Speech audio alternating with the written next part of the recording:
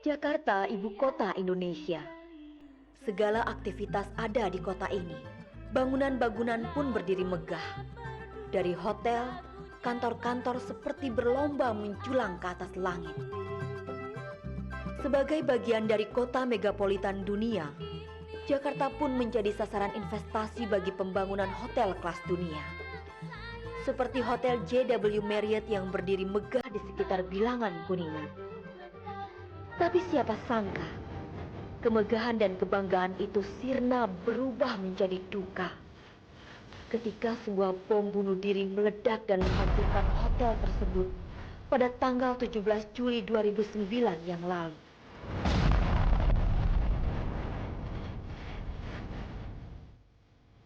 Anda lihat? Wow, ledakan balon itu saja sudah cukup membuat saya atau Anda kaget. Nah sekarang bagaimana jika bom yang meledak tepat di depan Anda? Kengerian macam apa yang bisa Anda bayangkan?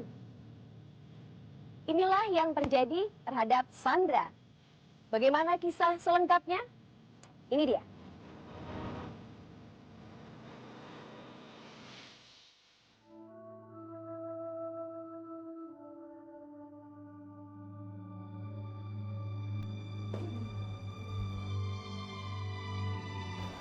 Udahlah tidur, udah malam. Udah. Besok kan kamu ada meeting di Hotel Marriott. Nggak apa-apa, Ibu tidur duluan aja ya. Ya udah tidur deh.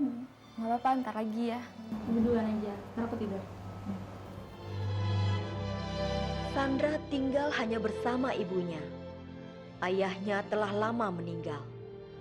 Sebagai anak tunggal, Sandra sangat bertanggung jawab dan selalu melindungi ibunya.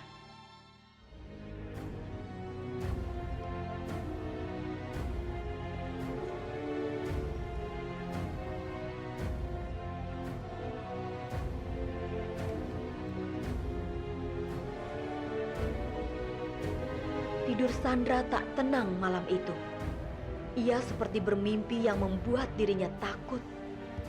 Sebentar-sebentar Sandra mengigau dan berteriak tak jelas. Jangan, jangan, jangan, jangan, jangan, jangan, jangan, jangan.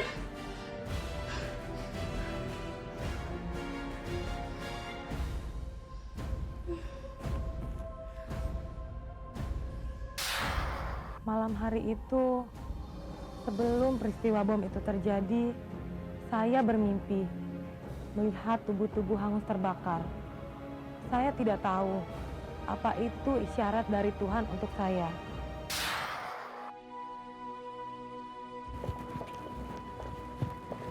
Bu, tadi malam Sandra mimpi. Mimpi apa? Mimpinya serem sih. Ya, nggak usah terlalu dipikirin lah, itu kan hanya bukan tidur. Ya udah. Dan Sandra ya, Bu. Sandra tidur ya. Assalamualaikum.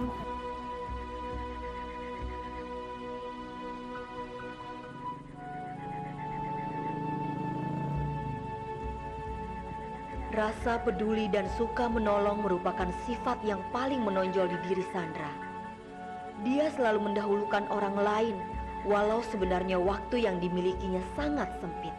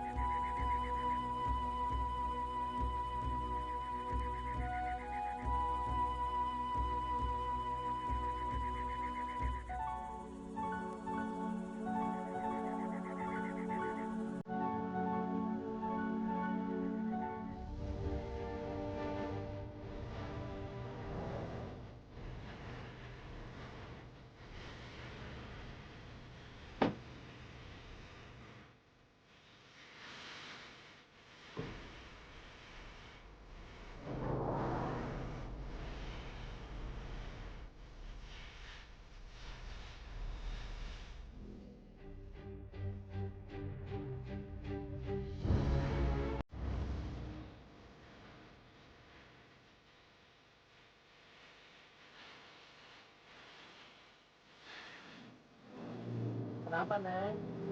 Ini Pak, kakinya mogok. Pokoknya hari ini hati-hati, Neng, ya.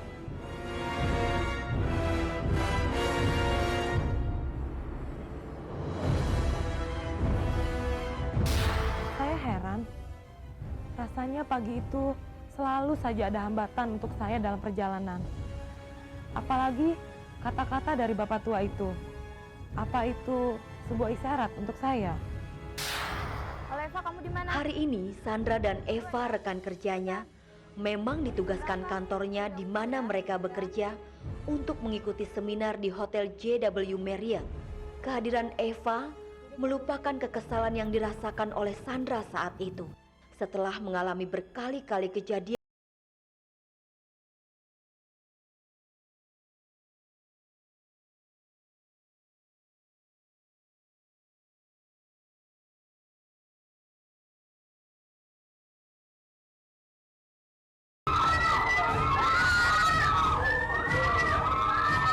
dampak ledakan bom itu meluluh lantakan apa saja yang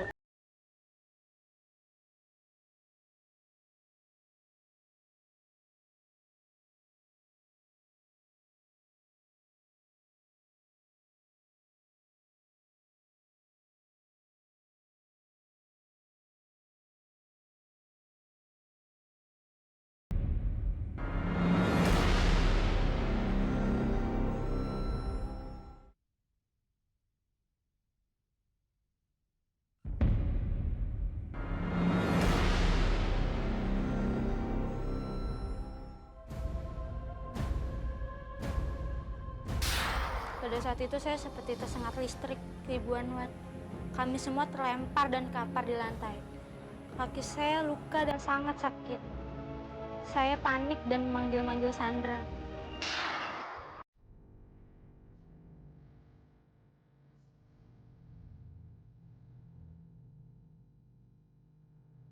Sandra dan Eva pun terluka cukup parah. Sandra tak bergerak seperti orang mati.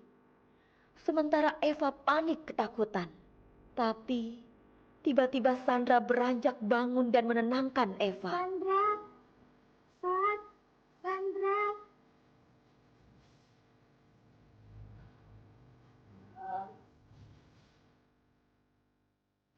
Sandra.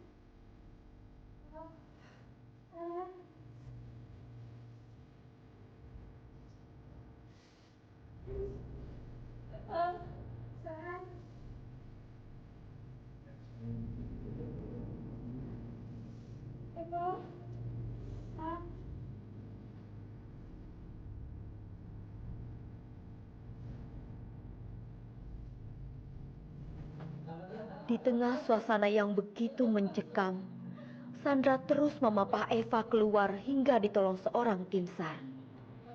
Sandra pun kembali masuk untuk menolong korban yang masih hidup.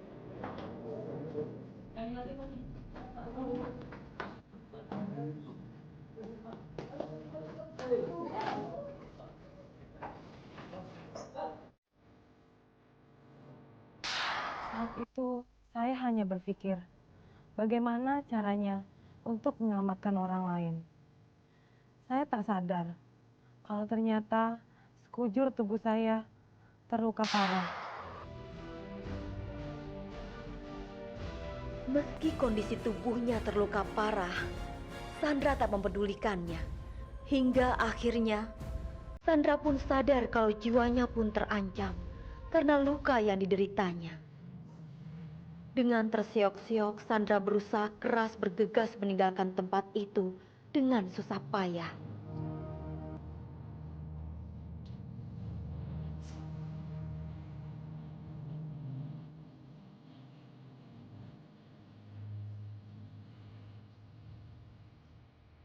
Keajaiban pun datang. Tiba-tiba saja sebuah mobil berhenti di depannya, dan Sandra pun masuk ke dalam mobil itu.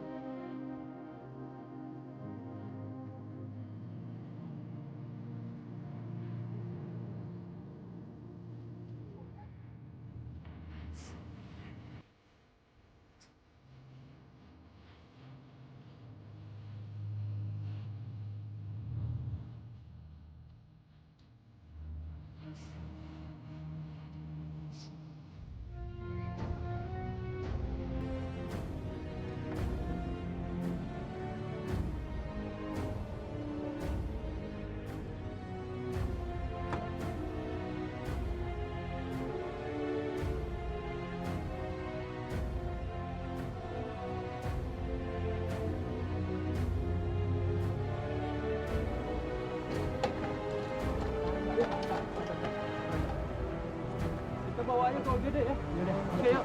Mas, bentar mas. Ya. Oh, jangan makasih sama yang nganterin saya tadi. Manusia cuma berupaya dan Tuhan punya kehendak.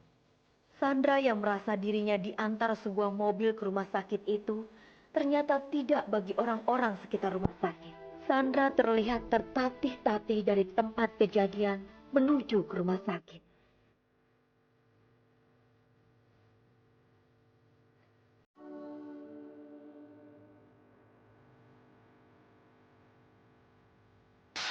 Menurut orang-orang di rumah sakit itu, saya tidak diantar oleh mobil.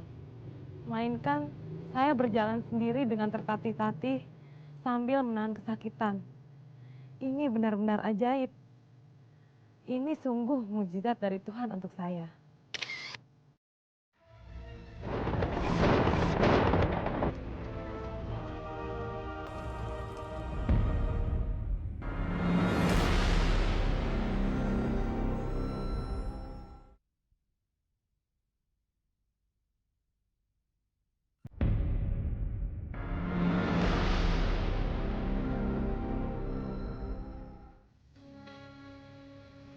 Lebih dari 10 juta ton sampah sudah ditimbun di areal TPA milik Pemprov DKI Jakarta yang berlokasi di Kecamatan Bantar Gebang, Kota Bekasi, Jawa Barat. Setiap harinya tidak kurang dari 6.000 ton sampah baru dibuang ke TPA Bantar Gebang.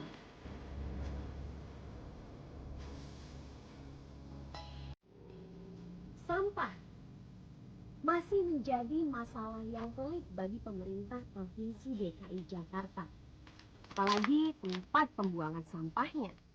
Sementara timbunan sampah di tempat pembuangan sampah akhir Bantar Gebang tingginya sudah mencapai ketinggian kritis. Anda bisa bayangkan bagaimana dahsyatnya jika timbunan sampah ini longsor dan menimpa manusia yang ada di depannya. Kisah kita kali ini akan menyaksikan keajaiban dari peristiwa yang terjadi pada seorang ibu yang berprofesi sebagai pemulung. Dia harus berjuang hidup karena tertimbun dalam timbunan sampah. Keajaiban apakah itu? Ini dia kisahnya.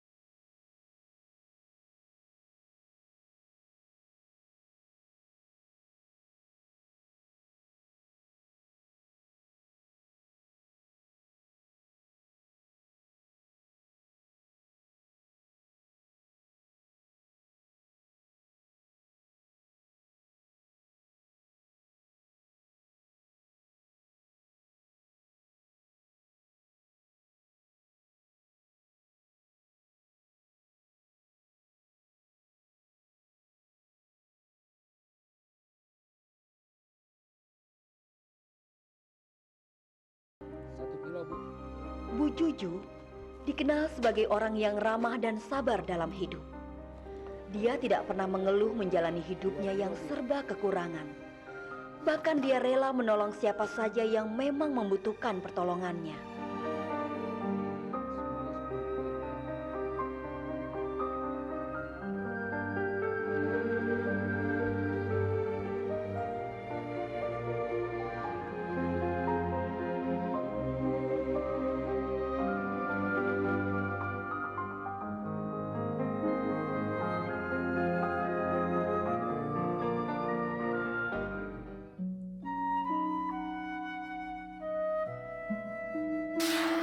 Saya nggak tega melihat ibu itu dan anaknya. Saya jadi ingat waktu ditinggal oleh suami saya. Anak saya masih kecil dan menangis kelaparan. Bu, anak saya belum makan nih, Bu. Kasihanilah anak saya, Bu. Ya Bu, nih biar makan ya Bu ya. Terima kasih, Bu. Ya Bu, ya Bu makan ya Bu Iya, ya. terima kasih ya, Bu ya. Iya, Bu, ya, Iya, Bu. terima kasih banyak, Bu. Iya.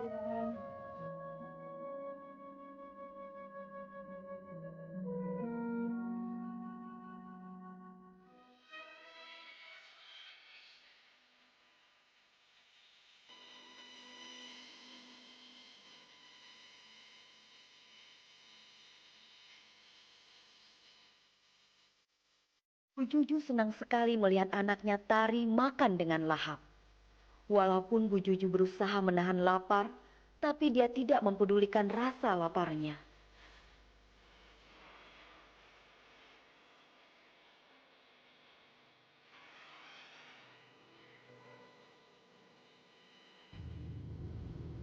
Ya, belum makan. Ibu udah makan kok, Nak. Kamu aja yang makan ya. Kamu kenyang.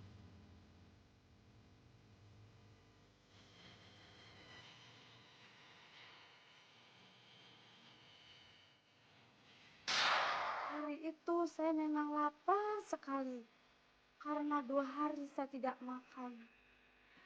Saya rela menahan lapar. Yang penting anak saya Tari tidak kelaparan. Ibu pergi dulu ya, Nak ya. Pergi ke Bantar Gebang untuk mencari sampah. Kamu diam-diam di rumah ya, Nak ya.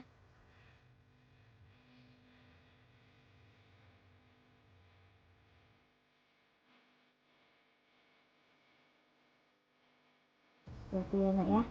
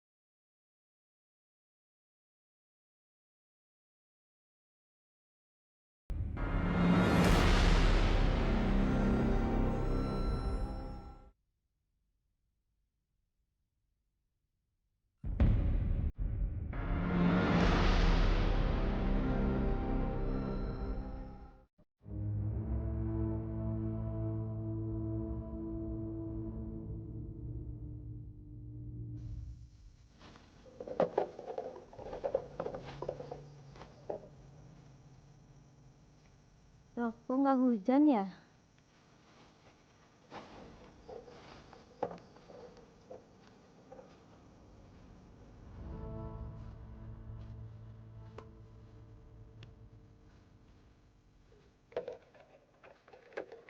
Bu, masih mau nyari sampah?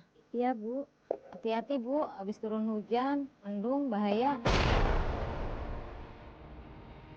Lagian truknya kan datangnya tengah malam. Besok pagi aja bareng sama saya. Nggak usah, Bu. Biar saya nyari sendiri aja. Oh, yaudah. Saya pelan-pelan ya, Bu ya. Hati-hati ya.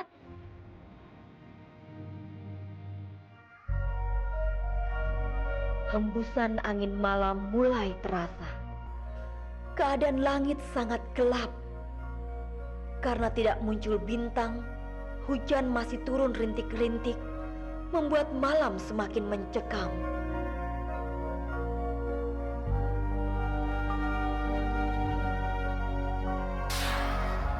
Saya nggak peduli.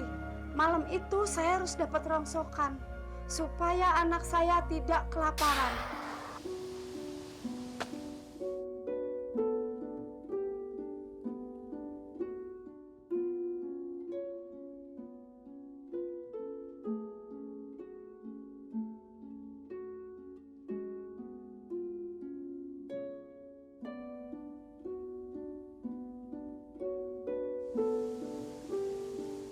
Hujan masih terus mengguyur TPA itu. Tapi Bu Juju sepertinya tak memperdulikannya. Dia tetap bersemangat mengais dan mengumpulkan sampah di dalam keranjangnya.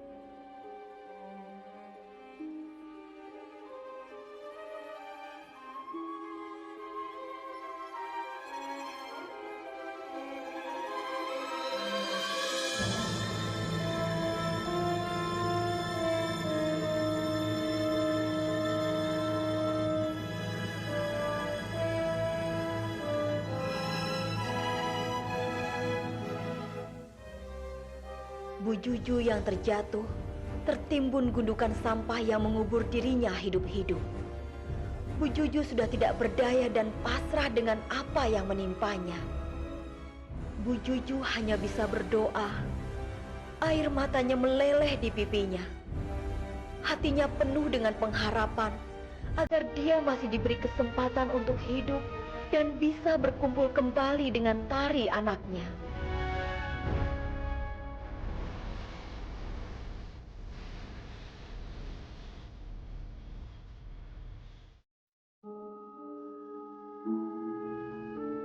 Tepatnya dini hari pukul 00.30 waktu Indonesia bagian Barat pada tanggal 8 September 2006, Dr. Samsudin yang baru saja selesai bertugas dan ketika ingin membuka pintu rumahnya, dia dikagetkan oleh suara anak kecil.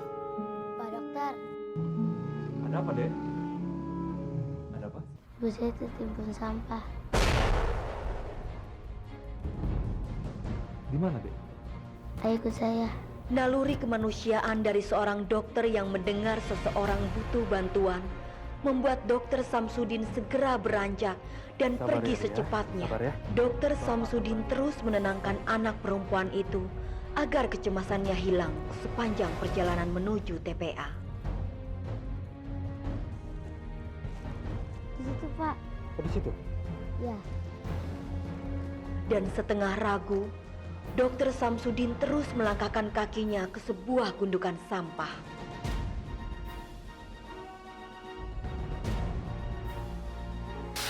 Saya heran, ada orang berpakaian rapi, ngorek-ngorek sampah. Katanya, ada orang tertimbun di situ. Saya langsung membantunya.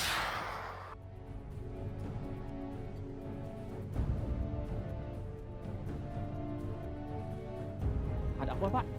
Ada orang terkubur di sini, Pak. Oke, saya bantu ya. Ya, Pak.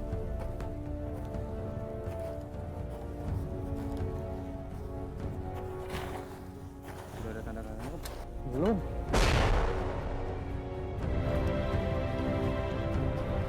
Itu dia orangnya, Pak. Kita ambil. Ayo, Pak, angkat, Pak. Angkat. Aduh. Sebentar, Pak. Sebentar. Dek. Dek. Udah, Pak, kita bawa dia ke rumah sakit. Ayo.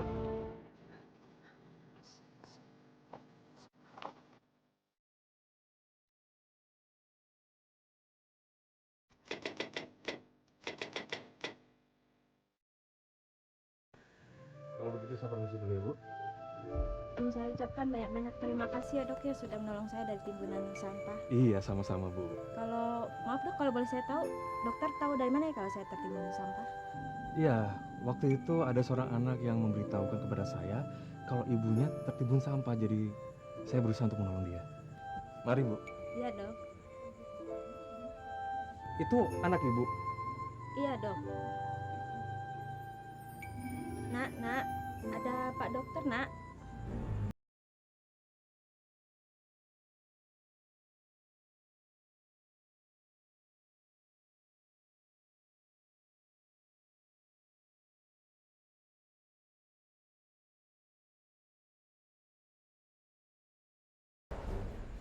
Tuhan punya kehendak. Keajaiban terjadi di depan mata mereka. Bu Juju, wanita setengah baya itu tak pernah menyangka bahwa yang menolong dirinya dari maut adalah anak sematawayangnya yang lumpuh dan sudah terbaring sakit selama 2 bulan lamanya.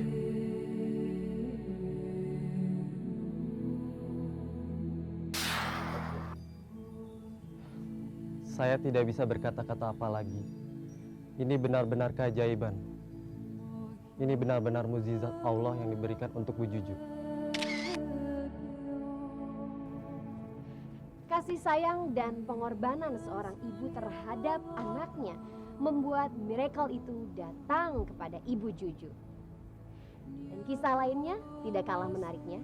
Tetaplah di program ini.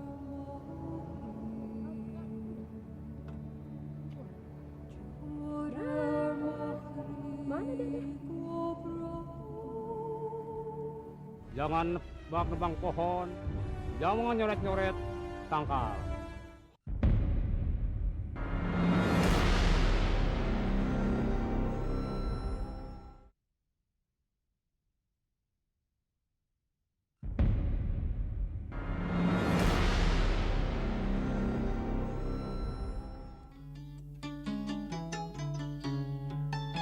Gunung Gede berada dalam ruang lingkup Taman Nasional Gede Pangrango, yang merupakan salah satu dari 5 taman nasional yang pertama kali diumumkan di Indonesia pada tahun 1980.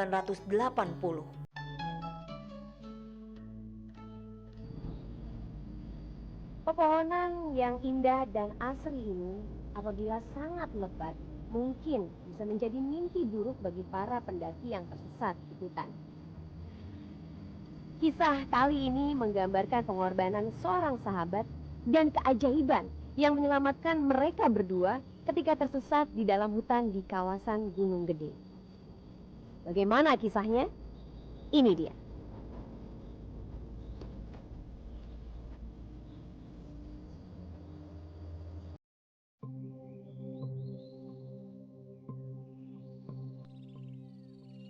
Oke teman-teman, kalian sudah siap untuk mendaki gunung? Siap. Peralatan udah siapin semua ya? Udah. Minum Lu udah? udah.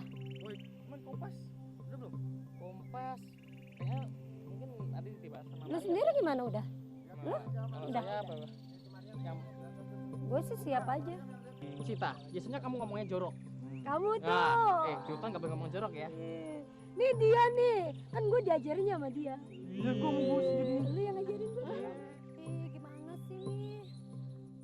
Gue pikir gunung enak nih. Nggak taunya kayak gini. Banyak nyamuk lagi. Tuh lihat sendiri, ini banyak nyamuk banget ini. Iya, tapi kan aku nggak mau kayak gini. Maryam sangat sayang kepada Sita. Walaupun kadang Sita sering membuat Maryam jengkel, tapi Maryam tetap sabar menghadapi sepupunya yang manja itu. Kita pada pulang yuk semuanya. Kita semua tuh seneng sekali mendaki gunung bersama-sama, meluangkan waktu, udaranya nyaman, dingin, sejuk banget. Bisa untuk melupakan suasana perkotaan yang bising. Indah sekali.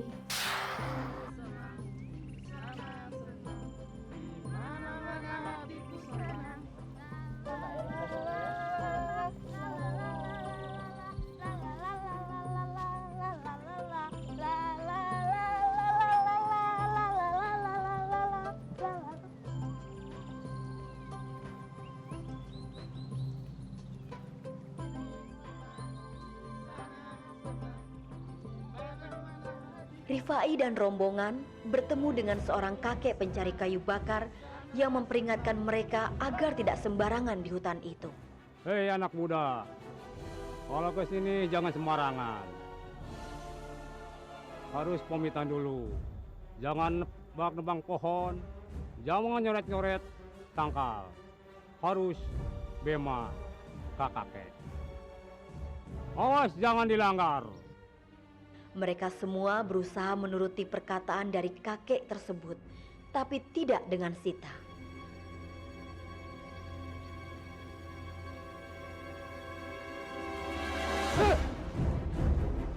Maryam tampak begitu cemas dan gelisah ketika habis berjumpa dengan kakek tersebut. Sementara yang lainnya menganggap itu hal yang biasa di kalangan pendaki gunung. Apakah ini sebuah pertanda dari Tuhan untuk Maryam? Ayo istirahat.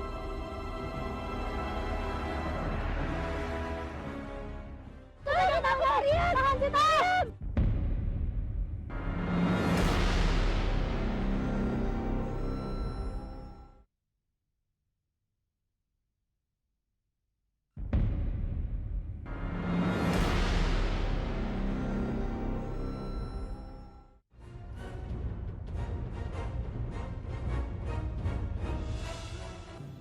Tadi siapa yang bilang gitu? Itu yang bikin saya penasaran. Apa jangan-jangan dia adalah penunggu hutan ini ya? Masa sih? Emang ada? Yuk teman-teman, sebelum malam mendingan kita lanjutkan perjalanan kita. Jangan sampai kita bermalam di tempat ini. Yuk. Oke deh kalau gitu. Ayo Sita, bangun. Kita lanjutkan perjalanan kita.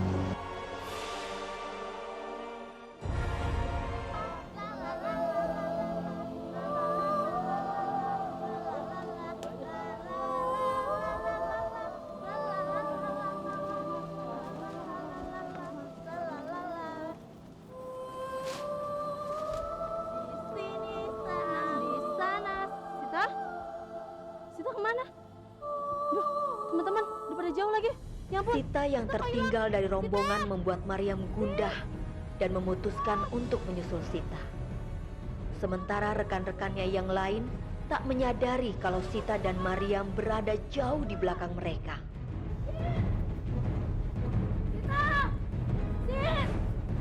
Sita! Maryam yang menemukan Sita habis terkena dampratan dari Sita. Tapi Maryam masih mencoba bersabar menghadapi sepupunya tersebut. Dan ketika mereka mulai mencari jalan untuk menyusul teman-teman yang lain, ternyata turun kabut yang sangat tebal. Maryam.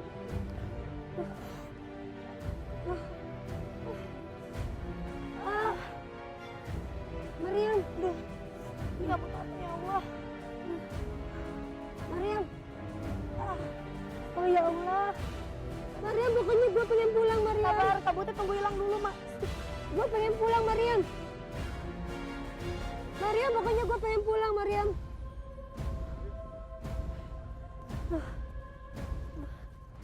Kan deh jalannya, kita udah ketinggalan teman-teman tahu. Duh, kamu nih bikinin aku aja. Sita, tangan aku pegang Maryam. Sita. Maryam teringat pesan orang tuanya supaya menjaga Sita. Tanpa mempedulikan keselamatannya, Maryam mencoba menyelamatkan Sita dan memapahnya. Sita cuma menangis dan terus berteriak-teriak kesakitan. Maryam. Maryam. Maryam. Maryam. Maryam. Waktu itu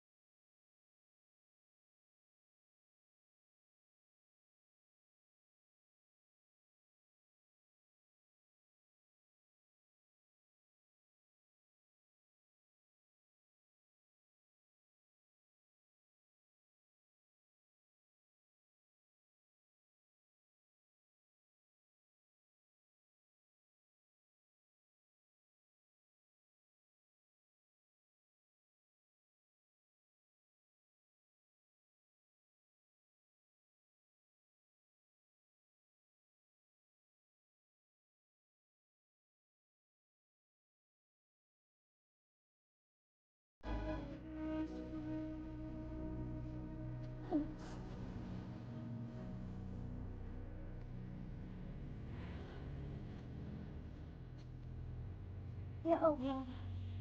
Oh, Maryam.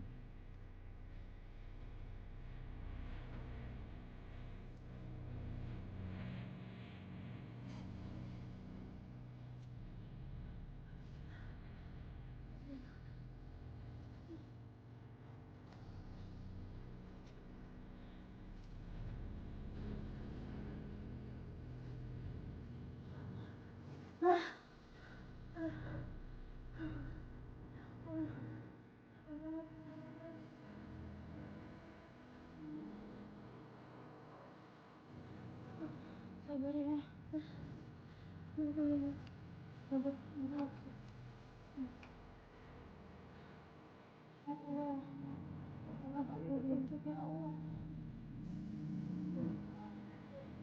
Menit ke menit terus berjalan tanpa mereka sadari. Ternyata pencarian mereka untuk menemukan jalan keluar sudah masuk minggu kedua lamanya. Maryam hanya bisa menangis memandang sepupunya sambil mengucurkan air mata.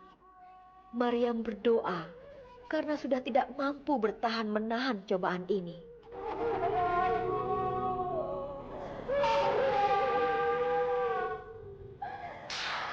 pada saat terakhir itu adalah doa yang tulus dan ikhlas yang pernah saya ucapkan. Saya berharap kami bisa segera pulang ke rumah. Karena kepasrahan dan doa yang ikhlas diucapkan berkali-kali dari mulut Maryam dan Sita, hingga akhirnya keajaiban pun terjadi. Kakek-kakek itu muncul kembali dan menunjukkan jalan pulang pada mereka berdua. Ayo ikut saya.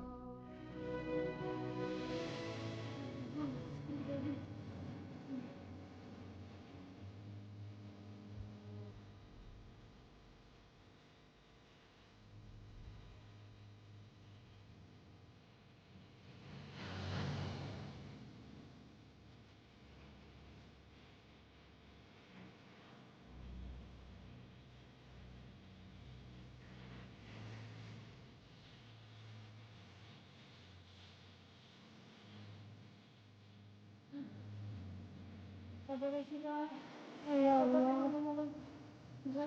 Aku pengen cepet-cepet pulang, Mariam. Aku yakin pasti kakak ini petunjuk dari Allah. Kalian lurus aja, ayo nanti ketemu dengan teman-teman kalian. Terima kasih ya, Kek. Sama-sama.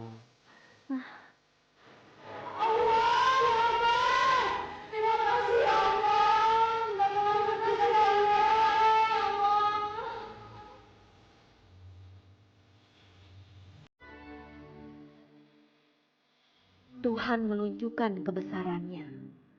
Pengorbanan seorang Maryam untuk menyelamatkan sepupunya ternyata didengar dan mereka berdua pun selamat.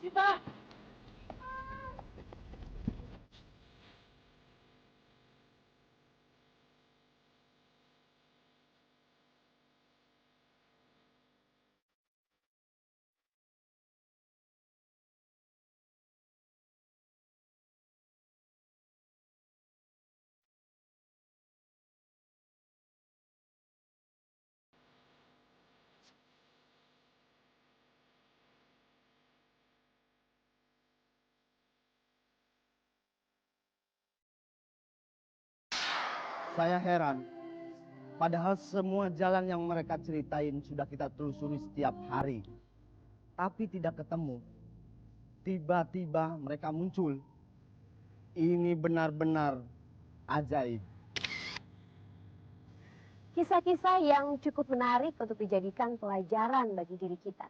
Dan membuat kita semakin yakin bahwa ada kekuatan yang maha dahsyat yang mampu membantu dan menolong orang-orang terpilihnya saat musibah itu datang. Keajaiban apalagi ya kita saksikan di episode selanjutnya. Tetaplah di program ini dan yakinlah bahwa miracle itu ada.